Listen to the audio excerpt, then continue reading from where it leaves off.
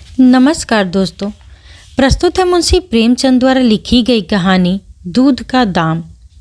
अब बड़े बड़े शहरों में दाइयाँ, नर्सें और लेडी डॉक्टर सभी पैदा हो गई हैं, लेकिन देहातों में जच्चे खानों पर अभी तक भंगिनों का ही प्रभुत्व है और निकट भविष्य में इसमें कोई तब्दीली होने की आशा नहीं।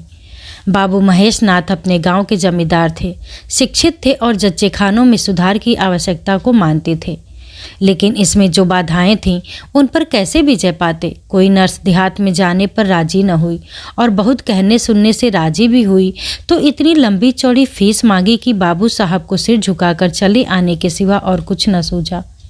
लेडी डॉक्टर के पास जाने की उन्हें हिम्मत न पड़ी। उसकी फीस पूरी करने के लिए तो शायद बाबू साहब को अपनी आधी जायदाद बेचनी पड़ती। इसलिए जब 3 कन्याओं के बाद वह चौथा लड़का पैदा हुआ तो फिर वही गूदड़ था और वही गूदड़ की बहू। बच्चे अक्सर रात ही को पैदा होते हैं। एक दिन आधी रात को चपरासी ने गूदड़ के द्वार पर ऐसी हाँक लगाई कि पास पड़ोस में भी लोग जाग गए। लड़की न थी कि मरी आवाज़ से पुकारता। गूदड़ के घर में इस शुभ अवसर के लिए महीनों से तैयारी हो रही थी। भय था तो यही कि फिर बेटी न हो जाए, नहीं तो वही बंधा हुआ 1 रुपया और 1 साड़ी मिलकर रह जाएगी। इस विषय में स्त्री पुरुष में कितनी ही बार झगड़ा हो चुका था, शर्त लग चुकी थी। स्त्री कहती थी, अगर अब की बेटा ना हो तो मुंह न दिखाऊं, हा मुंह न दिखाऊं, सारे लक्षण बेटे के हैं।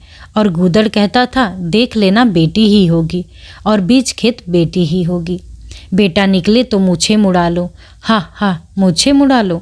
शायद गूदड़ समझता था कि इस तरह अपनी स्त्री में पुत्र कामना को बलवान करके वह बेटे की अवाई के लिए रास्ता साफ कर रहा है। भूंगी बोली, अब मूछ मुड़ा ले दाढ़ीजार, कहती थी ना बेटा होगा, सुनता ही न था, अपनी ही रट लगाया जाता था। मैं आज तेरी मूछे मुड़ूंगी, खूंटी तक तो रखूंगी ही नहीं। गूदड़ ने कहा, अच्छा मुड़ लेना भली मानस, मूछे क्या फिर निकलेंगी ही नहीं। तीसरे दिन देख लेना, फिर ज्यों की त्यों हो जाएंगी, मगर जो कुछ मिलेगा उसमें आधा रख लूँगा, कहे देता हूँ। भूंगी ने अंगूठा दिखाया और अपने 3 महीने के बालक को गूदड़ के सुपुर्द कर सिपाही के साथ चली खड़ी हुई। गूदड़ ने पुकारा, अरे सुन तो, कहाँ भागी जाती है, मुझे भी बधाई बजाने जाना पड़ेगा, इसे कौन संभालेगा। भूंगी ने दूर ही से कहा, इसे वही धरती पर सुला देना, मैं आके दूध पिला जाऊंगी। महेश नाथ के यहाँ अब भी भूंगी की खूब खातिरदारियाँ होने लगी।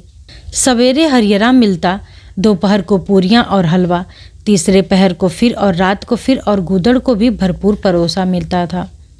भूंगी अपने बच्चे को दिन रात में 1-2 बार से ज़्यादा दूध न पिला सकती थी। उसके लिए ऊपर के दूध का प्रबंध था। भूंगी का दूध बाबू साहब का भाग्यवान बालक पीता था और यह सिलसिला 12वें दिन भी न बंद हुआ। मालकिन मोटी ताजी देवी थी, पर अब की कुछ ऐसा संयोग कि उन्हें दूध ही न हुआ।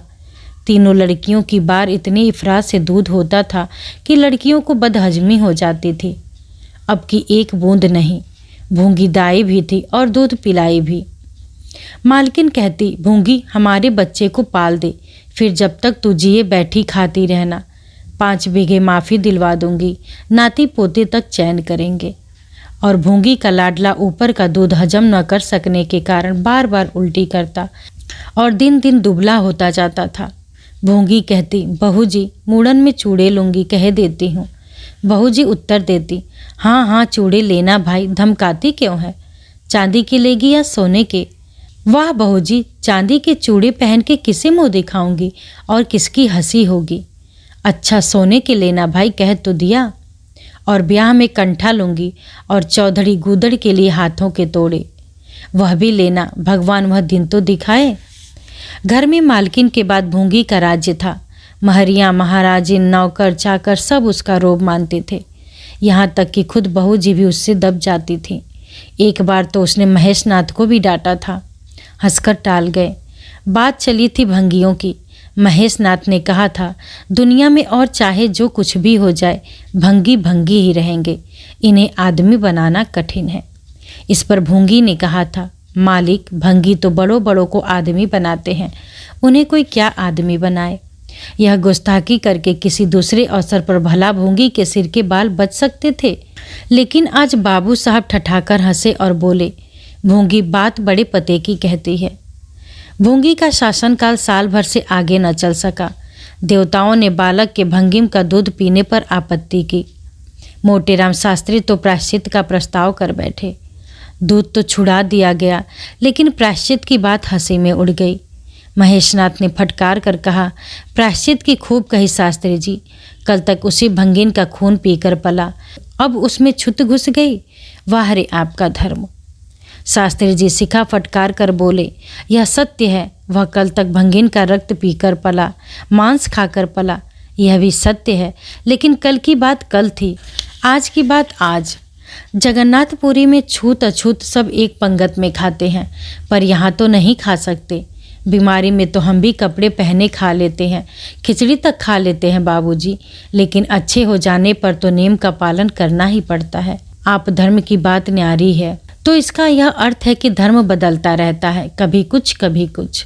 और क्या, राजा का धर्म अलग, प्रजा का धर्म अलग, अमीर का धर्म अलग, गरीब का धर्म अलग।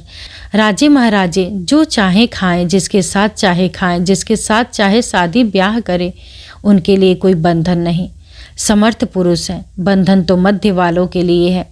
प्रायश्चित तो न हुआ, लेकिन भूंगी को गद्दी से उतरना पड़ा। हाँ, दान दक्षिणा इतनी मिली कि वह अकेले ले न जा सकी, और सोने के चूड़े भी मिले। एक की जगह 2 नई सुंदर साड़ियाँ, मामूली नैनसुख की नहीं, जैसे लड़कियों की बारी मिलती थी। इसी साल प्लेग ने जोर बांधा और गूदड़ पहले ही चपेट में आ गया। भूंगी अकेली रह गई, पर गृहस्थी ज्यों की त्यों चलती रही। लोग ताक लगाए बैठे थे कि भूंगी अब गई। फला भंगी से बातचीत हुई, फला चौधरी आए, लेकिन भूंगी न कहीं आई न कहीं गई। यहाँ तक कि 5 साल बीत गए और उसका बालक मंगल दुर्बल और सदा रोगी रहने पर भी दौड़ने लगा। सुरेश के सामने पिद्दी सा लगता था। एक दिन भूंगी महेश नाथ के घर का परनाला साफ कर रही थी। महीनों से गलीज जमा हो रहा था, आंगन में पानी भरा रहने लगा था। परनाले में एक लंबा मोटा बांस डालकर जोर से हिला रही थी। पूरा दाहिना हाथ परनाले के अंदर था कि एकाएक उसने चिल्लाकर हाथ बाहर निकाल लिया, और उसी वक्त एक काला सांप परनाले से निकलकर भागा। लोगों ने दौड़कर उसे मार तो डाला, लेकिन भूंगी को न बचा सके। समझे पानी का सांप है, विषैला न होगा, इसलिए पहले कुछ गफलत की गई। जब विष देह में फैल गया और लहरें आने लगी, तब पता चला कि वह पानी का सांप नहीं, गेहूं था। मंगल अब अनाथ था। दिन भर महेश बाबू के द्वार पर मंडराया करता था। घर में जूठन इतना बसता था कि ऐसे ऐसे 10-5 बालक पल सकते थे। खाने की कोई कमी न थी। हाँ, उसे तब बुरा जरूर लगता था जब उसे मिट्टी के कसूरों में ऊपर से खाना दिया जाता था। सब लोग अच्छे अच्छे बर्तनों में खाते हैं, उसके लिए मिट्टी के कसूरे। यूँ उसे इस भेदभाव का बिल्कुल ज्ञान न होता था, लेकिन गांव के लड़के चिढ़ा चिढ़ा कर उसका अपमान करते थे। कोई उसे अपने साथ खिलाता भी न था। यहाँ तक कि जिस टाट पर वह सोता था वह भी अछूत था। मकान के सामने एक नीम का पेड़ था, इसी के नीचे मंगल का डेरा था। एक फटा सा टाट का टुकड़ा, 2 मिट्टी के कसूरे और एक धोती, जो सुरेश बाबू की उतारन थे। जाड़ा, गर्मी, बरसात, हर एक मौसम में वह जगह एक सी आरामदेह थी। और भाग्य का बली मंगल झुलसती हुई लू, गलते हुए जाड़े और मूसलाधार वर्षा में भी जिंदा और पहले से कहीं स्वस्थ था। बस उसका कोई अपना था तो गांव का एक कुत्ता, जो अपने सहवर्गियों के जुल्म से दुखी होकर मंगल की शरण आ पड़ा था। दोनों एक ही खाना खाते, एक ही टाट पर सोते। तबीयत भी दोनों की एक सी थी और दोनों एक दूसरे के स्वभाव को जान गए थे। कभी आपस में झगड़ा न होता। गांव के धर्मात्मा लोग बाबू साहब की इस उदारता पर आश्चर्य करते। ठीक द्वार के सामने 50 हाथ भी न होगा।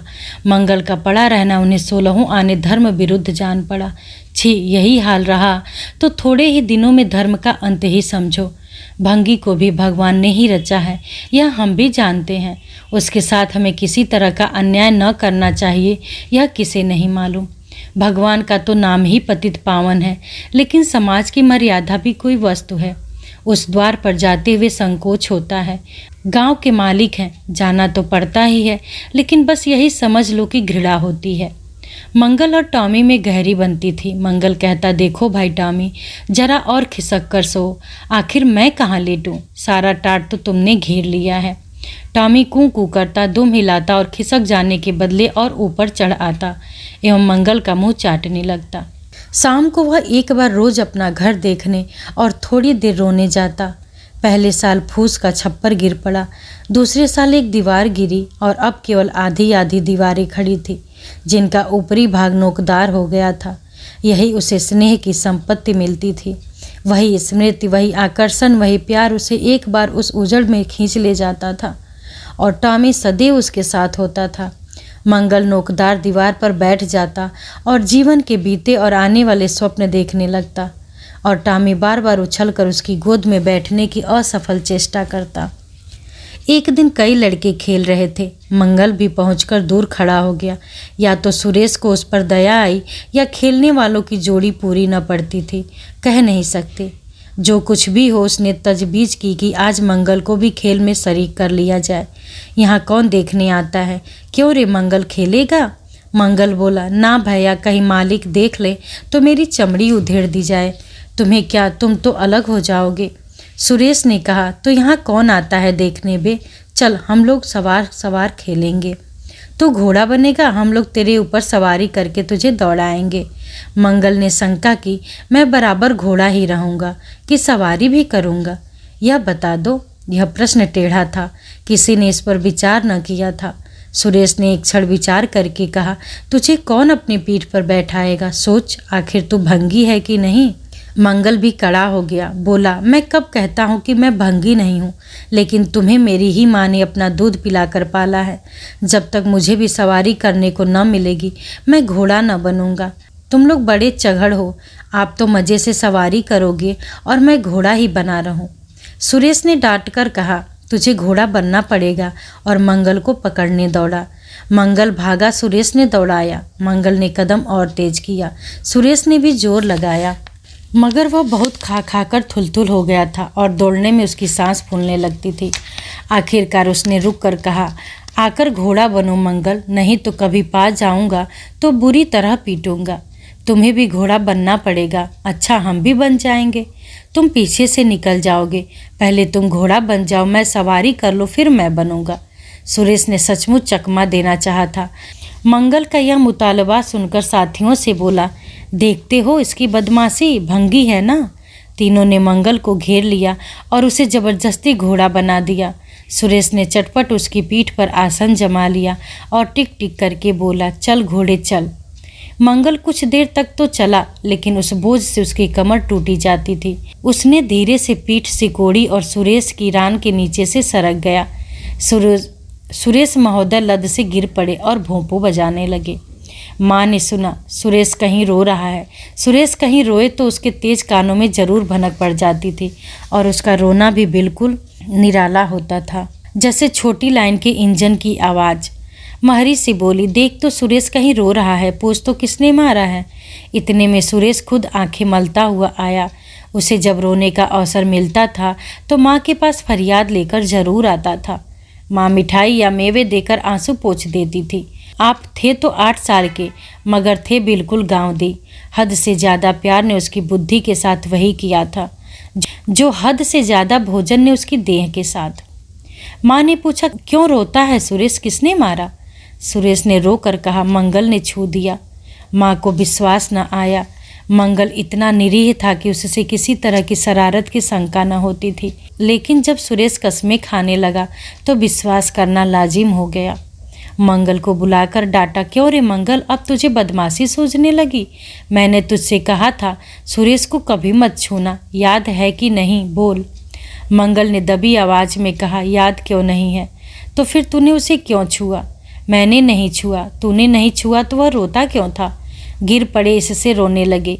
चोरी और सीना जोरी। देवी जी दांत पीस कर रह गई। मारती तो उसी दम स्नान करना पड़ता, छड़ी तो हाथ में लेनी ही पड़ती और छूत का विद्युत प्रवाह इस छड़ी के रास्ते उनकी देह में पैवस्त हो जाता।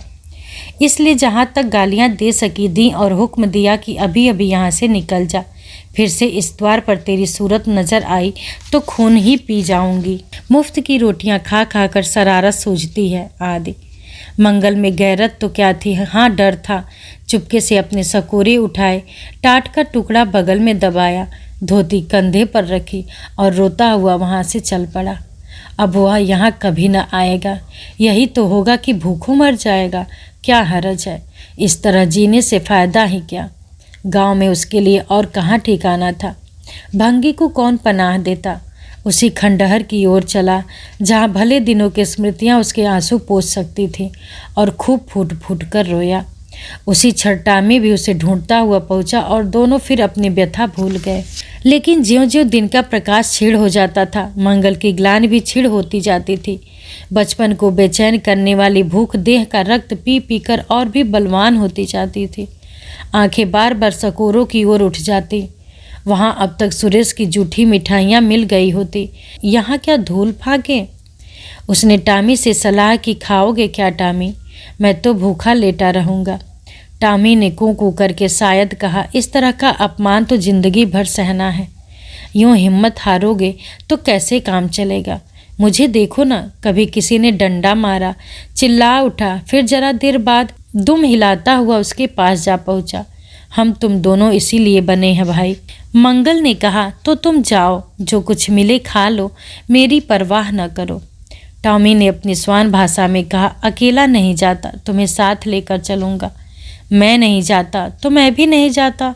भूखों मर जाओगे तो क्या तुम जीते रहोगे। मेरा कौन बैठा है जो रोएगा। यहाँ भी वही हाल है भाई। क्वार में जिस कुतिया से प्रेम किया था उसने बेवफाई की, अब कल्लू के साथ है। खैरियत यही हुई कि अपने बच्चे लेती गई, नहीं तो मेरी जान गाढ़े में पड़ जाती। 5-5 बच्चों को कौन पालता। एक क्षण के बाद भूख ने एक दूसरी युक्ति सोच निकाली। मालकिन हमें खोज रही होंगी, क्यों टॉमी। और क्या, बाबूजी और सुरेश खा चुके होंगे। कहार ने उनकी थाली से जूठन निकाल लिया होगा और हमें पुकार रहा होगा। बाबूजी और सुरेश दोनों की थालियों में घी खूब रहता है, और वह मीठी मीठी चीज़, हाँ मलाई, सबका सब घूरे पर डाल दिया जाएगा। देखिए, हमें खोजने कोई आता है। खोजने कौन आएगा, क्या कोई पुरोहित हो। एक बार मंगल मंगल होगा और बस थाली पर नाले में उड़ेल दी जाएगी। अच्छा तो चलो चले, मगर मैं छिपा रहूँगा। अगर किसी ने मेरा नाम लेकर न पुकारा तो मैं लौट आऊँगा, यह समझ लो। दोनों वहाँ से निकले और आकर महेशनाथ के द्वार पर अंधेरे में दबक कर खड़े हो गए। मगर टॉमी को सब्र कहाँ, वह धीरे से अंदर घुस गया। देखा महेशनाथ और सुरेश थाली पर बैठ गए हैं। बरोठे में धीरे से बैठ गया, मगर डरा था कि कोई डंडा न मार दे। नौकर में बातचीत हो रही थी। एक ने कहा, आज मंगलवा नहीं दिखाई देता, मालकिन ने डांटा था, इससे भागा है शायद। दूसरे ने जवाब दिया, अच्छा हुआ निकाल दिया, सवेरे सवेरे भंगी का मुंह देखना पड़ता था। मंगल और अंधेरे में खिसक गया। आशा गहरे जल में डूब गई। महेशनाथ थाली से उठ गए। नौकर हाथ धुला रहा है, अब हुक्का पिएंगे और सोएंगे। सुरेश अपनी माँ के पास बैठा कोई कहानी सुनता सुनता सो जाएगा। गरीब मंगल की किसे चिंता है। इतनी देर हो गई, किसी ने भूल से भी न पुकारा। कुछ देर तक निराश सा वह खड़ा रहा, फिर एक लंबी सांस खींचकर जाना ही चाहता था कि कहार पत्तल में थाली का जूठन ले जाता नजर आया। मंगल अंधेरे से निकल कर प्रकाश में आ गया। अब मन को कैसे रोके। कहार ने कहा, अरे तू यहाँ था, हमने समझा कि कहीं चला गया। ले खा ले, मैं फेंकने ले जा रहा था। मंगल ने दीनता से कहा, मैं तो बड़ी देर से यहाँ खड़ा था, तो बोला क्यों नहीं, मारे डर के। अच्छा ले खा ले। उसने पत्तल को ऊपर उठाकर मंगल के फैले हुए हाथों में डाल दिया। मंगल ने उसकी ओर ऐसी आंखों से देखा जिसमें दीन कृतज्ञता भरी हुई थी। टॉमी भी अंदर से निकल आया था। दोनों वहीं नीम के नीचे पत्तल में खाने लगे। मंगल ने एक हाथ से टॉमी का सिर सहलाकर कहा, देखा, पेट की आग ऐसी होती है। यह लात की मारी हुई रोटियां भी न मिलती तो क्या करते। टॉमी ने दुम हिला दिया। सुरेश को अम्मा ने पाला था। टॉमी ने फिर दुम हिलाई। लोग कहते हैं दूध का दाम कोई नहीं चुका सकता, और मुझे दूध का यह दाम मिल रहा है।